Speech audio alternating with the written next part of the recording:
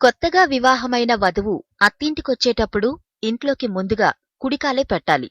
ఇది అనాదిగా వస్తున్న సంప్రదాయం. ఈ సంప్రదాయం ప్రకారం కోడలు కుడికాలే ఎందుకు పెట్టాలనే విషయం చాలామందికి తెలియని ప్రశ్నే.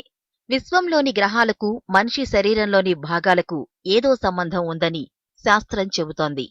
శిరస్సుకు సూర్యుడు, ముఖానికి చంద్రుడు, కంఠానికి కుజుడు, శరీరంలోని ఎడమ భాగానికి బుధుడు, కుడి భాగానికి బృహస్పతి, హృదయానికి శుక్రుడు, మోకాళ్లకు శని, పాదాలకు రాహుకేతువులు ప్రాధాన్యం వహిస్తారు. శరీరంలో కుడి భాగానికి ప్రాధాన్యత వహించే బృహస్పతి సర్వశుభకారకుడు కావడం వల్ల తొలిసారి అత్తగారింటికొచ్చే కొత్త కోడలు కుడికాలు గుమ్మంలో పెట్టి ఇంట్లోకి అడుగుపెట్టడం మంచిదని శాస్త్రం చెప్పుకొస్తోంది. వివాహం, దాంపత్యం, సంతానం వంటి వాటికి బృహస్పతియే కారకుడు. ఏ శుభకార్యంలోనైనా కుడికాలు ముందు మోపడం, కుడిచేత్తోనే పనులు ప్రారంభించడం అనాదిగా వస్తున్న సత్సంప్రదాయం.